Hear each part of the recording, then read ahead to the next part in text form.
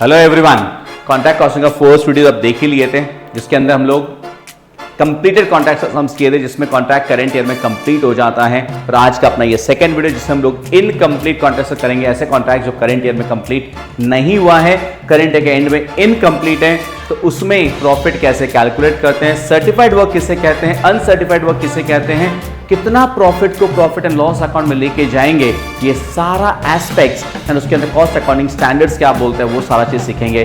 So here we begin with the next class of contract costing.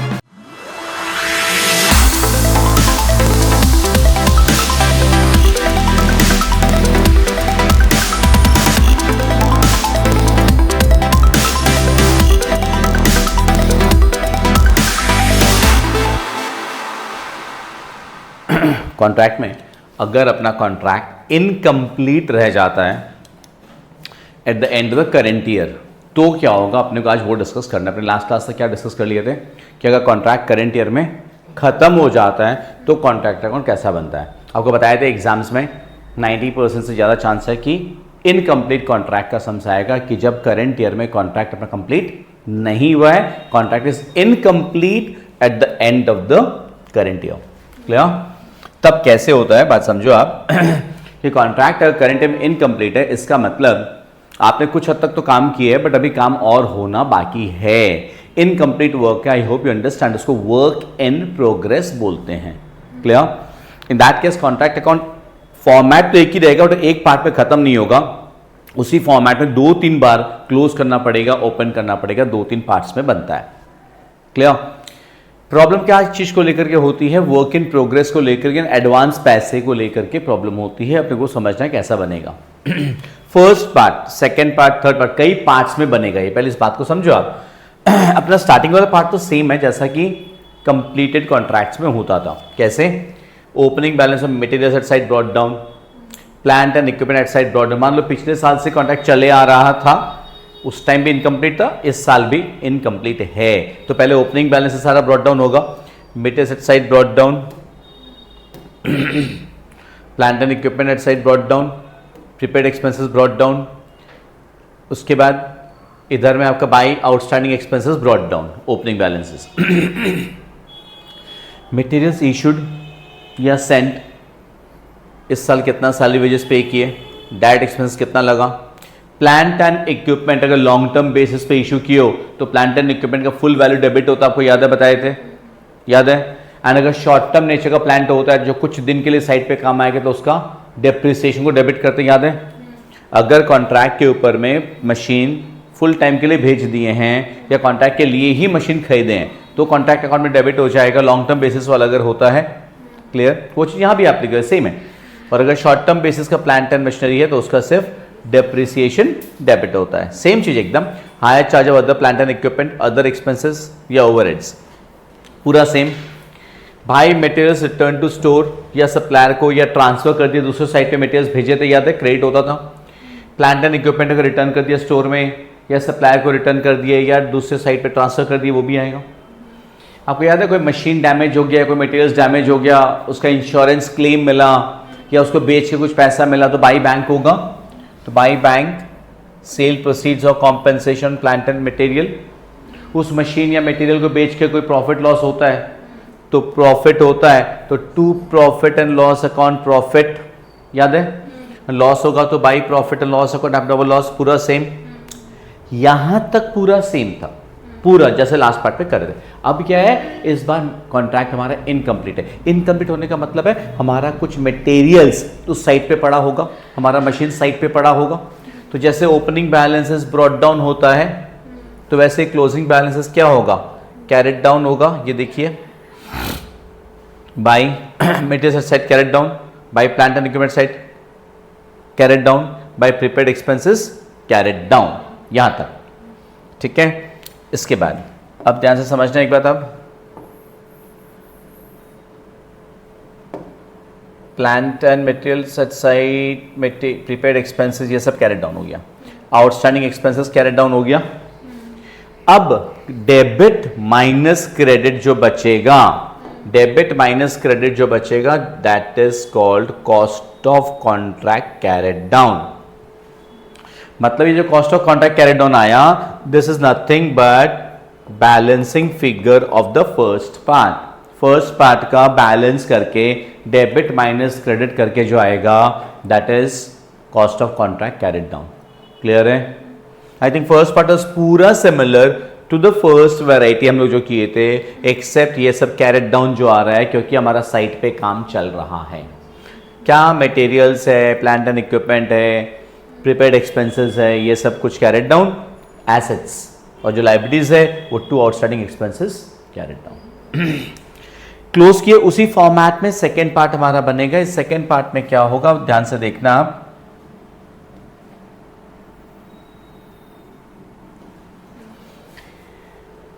पहले से अगर हमारा कॉन्ट्रैक्ट चल रहा था तो WIP ब्रॉट डाउन आएगा। उसके बाद ये जो cost of contract carried down जो किए थे आप इधर में, वो आपका यहां ब्रॉट डाउन हो जाएगा। क्लियर? जो cost of contract carried down था वही वाला ब्रॉट डाउन हो गया। अब by WIP carried down work certified, work uncertified. By WIP मतलब work in progress. Work in progress carried down में दो चीजें आई है, सर्टिफाइड वर्क और अनसर्टिफाइड वर्क। अब ये क्या है, सर्टिफाइड और अनसर्टिफाइड ये क्या है, इसको बात ध्यान से समझो आप। होता क्या है ना, इस पोर्शन को ढंग से समझना पड़ेगा बिकॉज इसी के बेस सम्स आते हैं पूरे। आप एक ब्रिज बनाने का कॉन्ट्रैक्ट हाथ में लियो। क्लियर? अब वो ब्रिज आपके हिसाब से अभी इस साल मान लीजिए आपको टोटल इतना काम करना था, इतना लंबा ब्रिज बनाना था, आपने ब्रिज अपने हिसाब से अभी यहां तक बना दिया। अभी मैंने क्या कहा था, सपोज ये 1000 करोड़ का कॉन्ट्रैक्ट, 1000 को अपनी जेब से थोड़ी लगाते रहोगे, आपको टाइम टू टाइम उससे एडवांस चाहिए। एडवांस का पैसा वो भी आपको एक बार में नहीं देगा, थोड़ा थोड़ा करके देता है। कब कब कितना कितना देगा वो भी ना अग्रीमेंट में मेंशन रहता है, नहीं तो हमेशा लड़ाई होगा। तुम तो बोलेगा 200 करोड़ दो, वो बोलेगा हम तो खाली 50 करोड़ देंगे, हाँ या ना। और कोई 150 रुपये, लाख 2 लाख का बात तो है नहीं, करोड़ों का बात है, तो इसमें हमेशा लड़ाई होगा। तो कॉन्ट्रैक्ट में पहले से मेंशन रहता है। नॉर्मली क्या रहता है ना कि हर 6 महीना या 3 महीना या साल भर के एंड में आपने कितना काम कंप्लीट किया है उसका एक सर्टिफिकेट किसी इंडिपेंडेंट आर्किटेक्ट से लेंगे, जो इस लाइन का आदमी तो है बट अपने दोनों से कनेक्टेड नहीं है। अपने दोनों कौन, कॉन्ट्रैक्टर एंड कॉन्ट्रैक्टी से कनेक्टेड नहीं है। वो एक सर्टिफिकेट देगा कि इतना काम कंप्लीट हुआ है, तो उसको बोलते हैं WIP सर्टिफाइड, सर्टिफाइड वर्क बोलते हैं उसको। अभी सपोज तुम्हारे हिसाब से तुम काम यहां तक कंप्लीट कर दिया, लेकिन जो आर्किटेक्ट जो सर्टिफिकेट दिया ना वो इतना का ही सर्टिफिकेट दिया। आर्किटेक्ट बोलता है भैया काम इतना ही कंप्लीट हुआ है, वो इस पार्ट का काम दिया, इतना जो लंबा ब्रिज अपने बना दिया है उसका वो सर्टिफिकेट नहीं दिया, अनसर्टिफाइड वर्क हो गया वो। अब क्यों, उसका दादागिरी है क्या? हो ही सकता है उसमें कुछ और काम होना बाकी है। तो ये इतना जो काम का सर्टिफिकेट दिया ना उसको हम लोग बोलते हैं क्या, सर्टिफाइड वर्क। क्वेश्चन में उसका वैल्यू दिया हुआ रहेगा, आपको एग्जाम हॉल छोड़ करके ब्रिज पे जाके कैलकुलेट करना नहीं है आपको कि हम सर्टिफिकेट बना के आएंगे, आप आर्किटेक्ट नहीं है। और अनसर्टिफाइड वर्क जितना का वो सर्टिफिकेट नहीं दिया। सर्टिफाइड वर्क, अनसर्टिफाइड वर्क का मतलब समझ में आया क्या? एंड सर्टिफाइड वर्क क्यों जरूरी है? बिकॉज उसी के बेसिस पे कॉन्ट्रैक्टी से अपने को कुछ पैसा रिलीज होता है। Clear? Well, so by WIP carried down, certified work, uncertified work. अब इस सेकेंड पार्ट में क्या होगा, क्रेडिट साइड का टोटल माइनस डेबिट का टोटल करेंगे तो जो बचेगा वो उसको बोलते हैं नोशनल प्रॉफिट या अकाउंटिंग प्रॉफिट। नोशनल प्रॉफिट एक बार बोलेंगे क्योंकि अभी हमारा पूरा काम तो खत्म हुआ ही नहीं है ना, पूरा ब्रिज तो बनाया नहीं ना हमने अभी तक का मेरा इतना प्रॉफिट हो रहा है। क्लियर? इसको मैं PL में अभी नहीं लेके जाऊंगा, इसको अभी हम लोग इसको कैरेट डाउन करते हैं। नेक्स्ट पार्ट में ये आके ब्रॉट डाउन हो जा रहा है by notional profit brought down. हाँ, आप बोल ही सकते हो ही सकता है कि सर डेबिट ज्यादा है, मतलब क्या ये WIP carried down brought down और cost of contract brought down ये ज्यादा है और इधर में कम है, तो क्या हो जाएगा, नोशनल लॉस बोल देंगे उसको। क्रेडिट ज्यादा है डेबिट कम है तो क्या है, नोशनल प्रॉफिट है, और नहीं तो वो क्या हो जाएगा, नोशनल लॉस हो जाएगा, कोई दिक्कत नहीं है। तो ये सेकेंड पार्ट कंप्लीट हुआ। थर्ड पार्ट में नोशनल प्रॉफिट को ब्रॉट डाउन करते हैं। प्रॉफिट अगर है, प्रॉफिट में से ये जो नोशनल प्रॉफिट हुआ, इस पूरे प्रॉफिट को हम लोग प्रॉफिट एंड लॉस अकाउंट में लेके नहीं जाते। अपने अकाउंट्स में प्रिंसिपल ऑफ कंजर्वेटिज्म पढ़ा था, prudence principle, anticipate and provide for loss, do not anticipate any gains, kind of वैसा ही प्रिंसिपल यहां पे होता है कि हम लोग पूरा प्रॉफिट को पीएल में लेके नहीं जाते, थोड़ा कम प्रॉफिट को लेके जाते हैं। जितना प्रॉफिट को हम लोग पीएल में लेके जाएंगे उसको लिखते हैं to profit and loss account. अब इसको लेके कुछ कॉस्ट अकाउंटिंग प्रिंसिपल्स है, कॉस्ट अकाउंटिंग स्टैंडर्ड्स, CAS बोलते हैं। जैसे अकाउंटिंग स्टैंडर्ड्स होता है वैसे कॉस्ट अकाउंटिंग स्टैंडर्ड्स होता है। उसके हिसाब से कुछ प्रॉफिट को हम लोग पीएल में लेके जाते हैं। कितना लेके जाता है वो तुम्हारा मेरा मन मर्जी नहीं, अच्छा ठीक है इस बार इतना ले जाता, वो नहीं है, वो हम लोग पढ़ेंगे कितना लेके जाएंगे। तो सपोज ये नोशनल प्रॉफिट मान लो 50,000 है और 2 PL में 30,000 लेके जाना है, तो बाकी यहां पे कितना रह जाएगा, फिर 20,000 रह जाएगा, हाँ या ना। इधर 50, इधर 30, इधर कितना रह जाएगा, 20 रह जाएगा।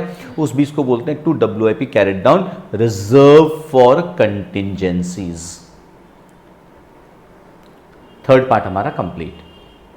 अब उसके बाद जो फोर्थ पार्ट है, fourth part is nothing but, जैसे लेजर्स क्लास 11 में सीखे थे ना, लेजर में लोग क्या करते थे, कैरी डाउन क्या ब्रॉट डाउन करके छोड़ना होता था अकाउंट्स में, ये वैसा चीज है।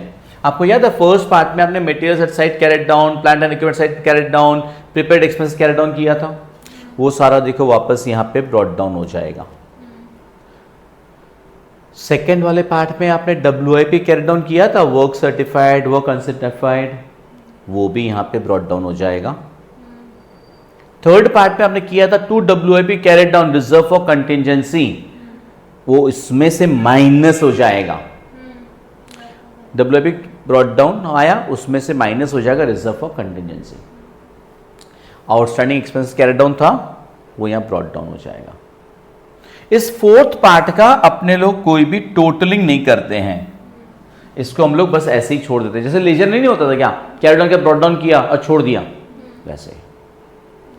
एक बार वापस शॉर्ट में एक बार रिकैप दें अगर आपको पूरा चीज का। फर्स्ट पार्ट जैसे फर्स्ट वैरायटी में करते थे वो है, लास्ट में खाली materials at site, plant and equipment site, prepaid expense carried down, is carried down, outstanding expense carried down. जो बच्चा उसको क्या बोलते हैं, कॉस्ट ऑफ कॉन्ट्रैक्ट। जो बच्चे को उसको क्या बोलेंगे, cost of contract. Cost of contract अपना सेकेंड पार्ट में ब्रॉट डाउन हो जाएगा by WIP carried down, certified work, uncertified work, question में अमाउंट दिया हुआ रहेगा। फिर जो आप बचेगा उसको क्या बोलते हैं, notional profit carried down. Notional profit next part में ब्रॉट डाउन हो जाएगा, उसमें से एक पार्ट थोड़ा अमाउंट प्रॉफिट लॉस अकाउंट में जाता है, उसको लिखते हैं to profit and loss account, profit consider and transferred. उसके बाद जो बचेगा वो WIP कैरेड डाउन हो गया, कंटिंजेंसी रिजर्व बोलते हैं, reserve for contingencies. Fourth part में बैलेंसेस ब्रॉट डाउन। जो फर्स्ट पार्ट में आपने जो materials at site carried down किया था, जो plant and equipment site carried down किया था, प्रीपेड एक्सपेंस कैरेड डाउन किया था, वो यहां ब्रॉट डाउन हो गया। सेकेंड पार्ट में जो WIP कैरेड डाउन किए थे वो यहां ब्रॉट डाउन हो गया, और रिजर्व फॉर कंटिंजेंसी इधर में माइनस हो जाएगा, इसमें से आउटस्टैंडिंग एक्सपेंसेस ब्रॉट डाउन हो गया। एंड इस पार्ट का बैलेंसिंग नहीं करते आप। ये वाला पार्ट क्लियर है? सो कि बिजनेस में अगर थोड़ा सा कुछ लॉस हो गया मान लो, तो उसके लिए प्रॉफिट को पूरा PL में नहीं ले जा करके कॉन्ट्रैक्ट अकाउंट में ही रख लेते हैं, that is reserve for contingency. Clear है ना? तो पहले आप लोग एक काम करोगे, वीडियो पॉज करके पहले इस फॉर्मेट को पूरा आप लोग कॉपी कर लो, उसके बाद हम लोग इसके बेस्ड सम्स करेंगे ना।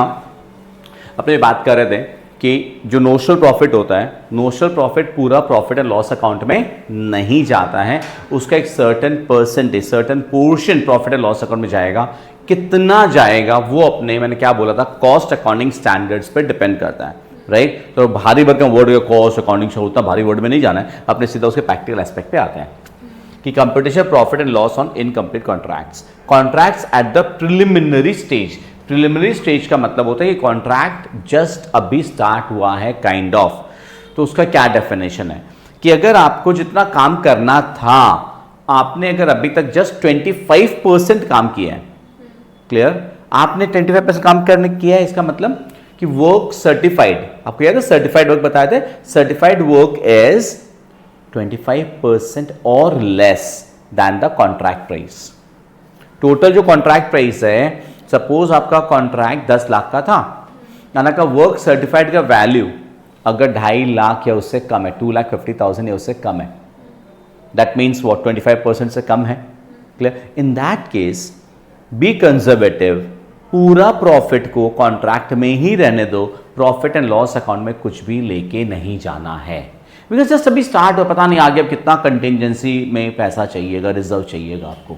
वो ये first thing, contracts at the preliminary stage. In case of contracts which are started and have not sufficiently advanced or are at the initial stage, that is the contracts for which the value of work certified is less than, क्या लिखा है, 1/4 or 25% contract price, no profit is to be considered and taken to PL। मतलब profit and loss account में हम लोग कुछ भी लेके नहीं जाएंगे। मतलब by notional profit brought down जो हुआ वो पूरा to WIP carry down reserve for contingency हो जाएगा। बात समझ में आ रहा है? अब आता है बात कि अगर कॉन्ट्रैक्ट आगे एडवांस्ड हो चुका है, मतलब work certified is more than 25% of the work certified, work certified is more than 25% of the contract price, तब क्या करना है? तब दो सिचुएशन है कि 25% से ज्यादा एंड अप टू 50% अगर है, क्या कॉन्ट्रैक्ट प्राइस का, कॉन्ट्रैक्ट प्राइस है, टोटल कॉन्ट्रैक्ट प्राइस है, उसका परसेंटेज की बात कर रहे हैं। Work certified as a percent contract price अगर 25% से ज्यादा है एंड अप टू 50%, 30% है, 40% है, राइट? इन दैट केस, तो in case of contracts which are sufficiently progressed और reasonably advance but not at the nearly stage of completion, मतलब completion stage में नहीं आया है, ठीक है? तो दो है, एक है 25% से 50% और एक है 50% से 75%, दो सिचुएशन है। अपने उसकी बात करते हैं, देखो ध्यान से। This stage can be divided into following, where the value of work certified is below 50%, that is completed from 25% to 50%, 25% to 50% of what? Of contract price। क्या चीज? work certified। तो क्या होगा? 1/3 of notional profit into cash received by work certified। ये formula use करके जो amount आएगा उतना प्रॉफिट पीएल में जाएगा। नोशनल प्रॉफिट का 1/3 इनटू द प्रोपोर्शन, क्या?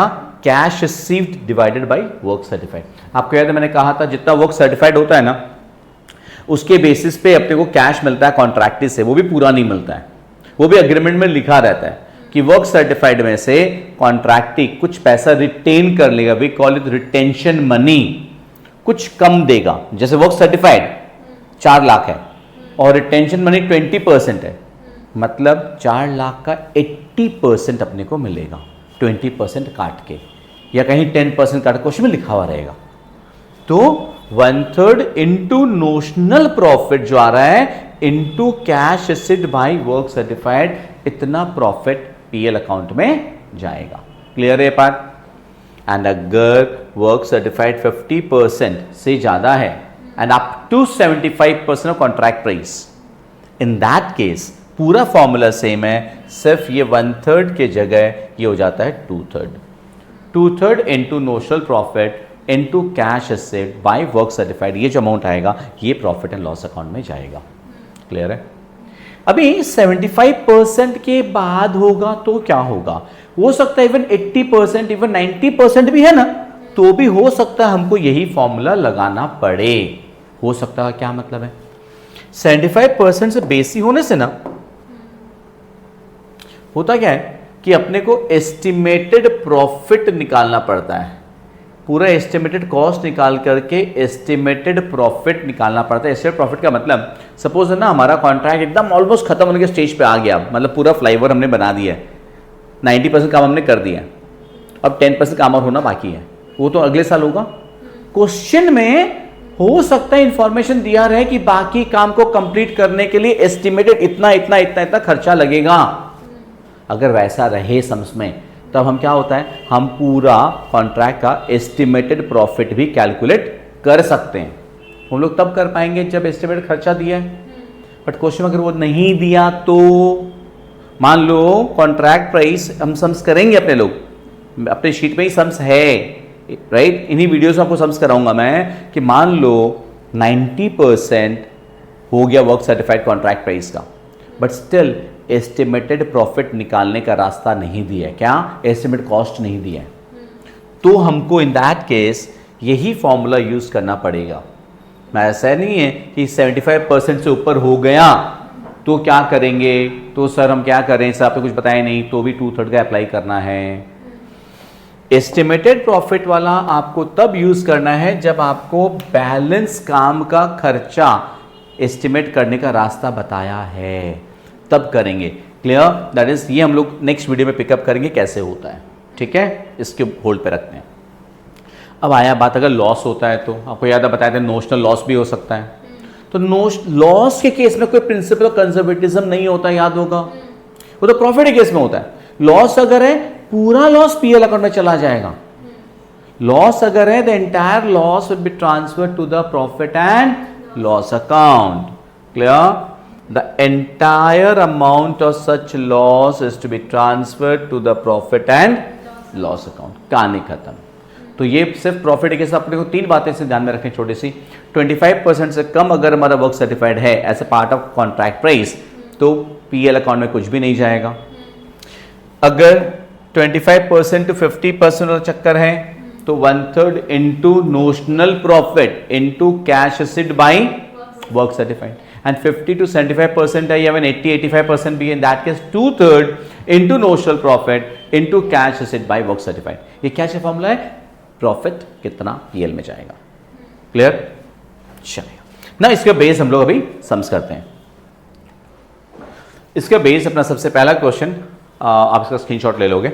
Mister Sen is a building contractor undertook to construct a cold storage house at a contract price of ₹50 lakhs. The following particulars are available in respect of the contract for the year ended on 31st December 19. Materials issued, stores consumed, wages paid, plant issued, engines fees paid, hire charges, other debt expenses, supervision expenses, materials at site. अभी देखो materials at site,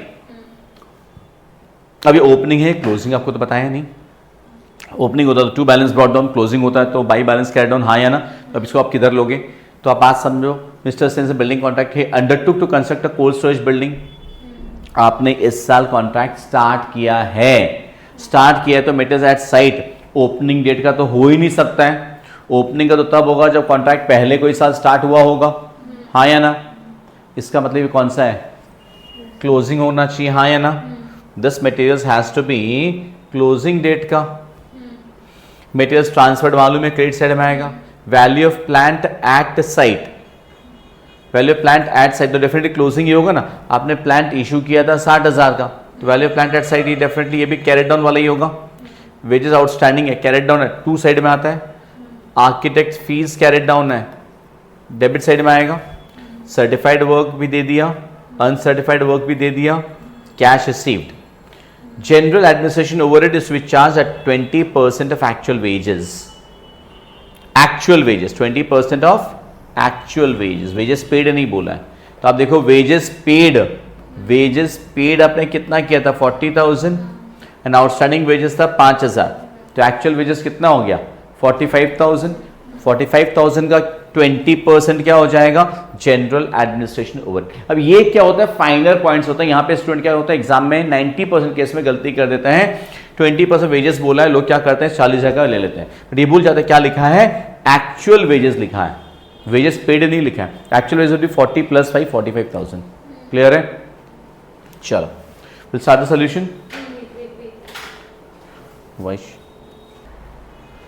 I hope आपने screenshot ले लिया होगा। Now will start the solution, right? Now contract account आप बनाना start करो। The first part try doing it yourself, और video pause करके खुद सॉल्व करो और उसके बाद प्ले करके देखना। Do it yourself. यहाँ तक हमने कर लिया तो फर्स्ट पार्ट प्लीज चेक कर लो पहले आप कि materials issued 50,000, stores consumed 18,000, wages paid 40,000, plant issued 60,000, engineers fees paid 5,000, hire charges 8,000, other date expenses 15,000, supervision expenses 12,000, outstanding wages carried down 5,000, architect fees carried down 2,000, materials transferred 10,000, at site carried down 12,000 and at site carried down 48,000। ये तो पूरा first part के जैसे ही था, एकदम ditto, no difference. अब इसके बाद अब वो क्या बोले थे कि फर्स्ट पार्ट का आपका जो डिफरेंस आएगा उसको आप क्या करोगे, कैरेट डाउन कर दोगे, मतलब cost of contract carried down, हाँ या ना। फर्स्ट वाले कुछ और नहीं लिखे हो ना, चेक कर लोगे पहले आप। बाय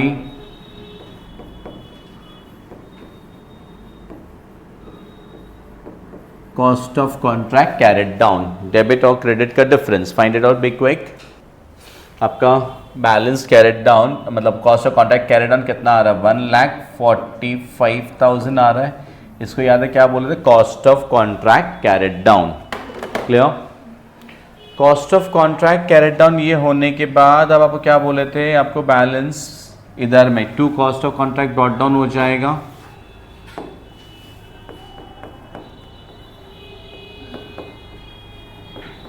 ये आपका सेकेंड पार्ट स्टार्ट हो रहा है, cost of contract brought down 1,45,000।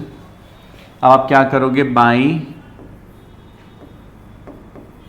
WIP carried down. Second part में ये सर्टिफाइड वर्क आ जाएगा। सर्टिफाइड वर्क का अमाउंट क्वेश्चन को कितना दिया हुआ है, 1,20,000।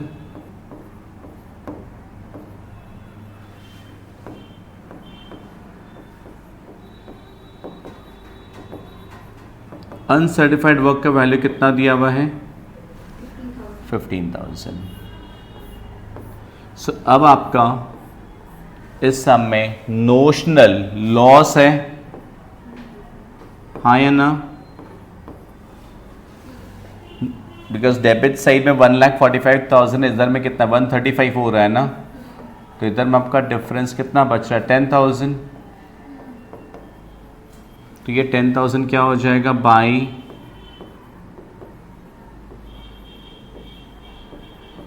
Notional loss carried down.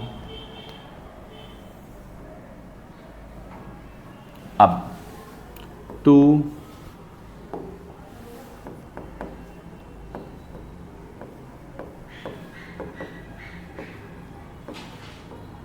Notional loss brought down 10,000। Notional loss के केस में क्या बताए थे, अपना कोई भी कंजर्वेटिज्म वाला प्रिंसिपल अप्लाई नहीं होता है, पूरा लॉस कहाँ चला जाएगा, PL में ट्रांसफर हो जाएगा। बाई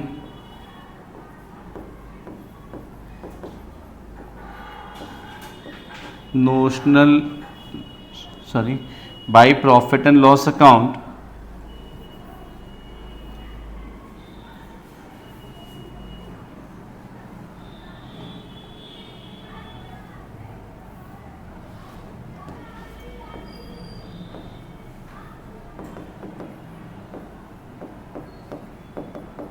अमाउंट कितना 10,000।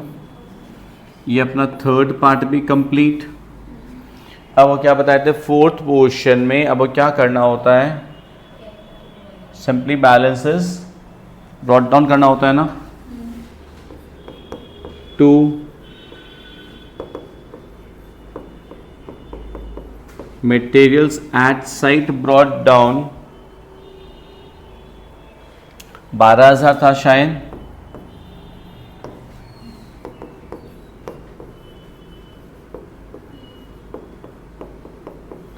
To plant at site brought down कितना 48,000। और क्या था बताओ इस साइड में,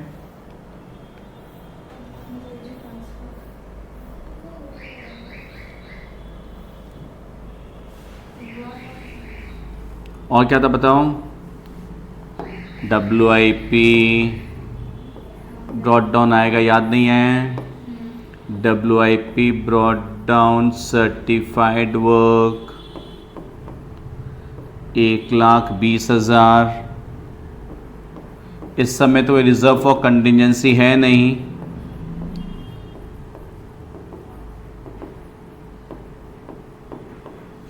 अनसर्टिफाइड वर्क 15,000। ये दोनों को हम लोग पर्टिकुलर्स कॉलम में लिख के आउटर कॉलम में एक साथ 135 भी लिख सकते हैं, ठीक है ना। By outstanding wages brought down कितना था 5,000 by outstanding architect fees brought down 2,000। And इस पोर्शन का हम लोग और कुछ भी नहीं करते, कोई बैलेंसिंग नहीं होता है, इसको अपने यहीं पे ड्रॉप कर देते हैं। क्लियर? सॉल्यूशन देख लो अच्छे से आप। फर्स्ट पार्ट में अपना एक चीज मिसिंग हो गया था, कौन सा? Administration overheads. अपने क्वेश्चन में लिखा था general administration overhead is to be charge at 20% of actual wages. जो हमने डिस्कस किए थे कि वेजेस, एक्चुअल वेजेस का मतलब बात क्या किए थे अपने?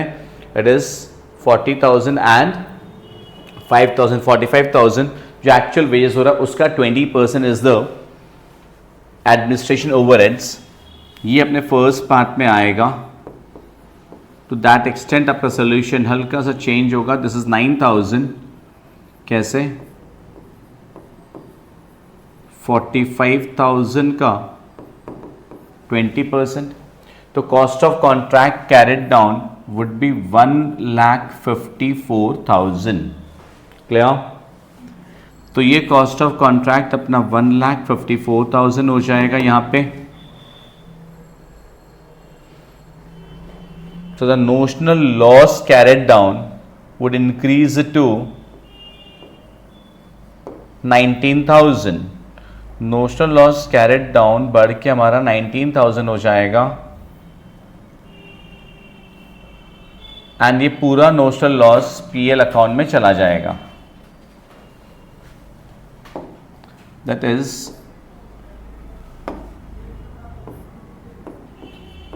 बस ये चेंजेस होगी अपनी 9,000 का एडमिनिस्ट्रेशन ओवरहेड को मिस किया उसके लिए। क्लियर?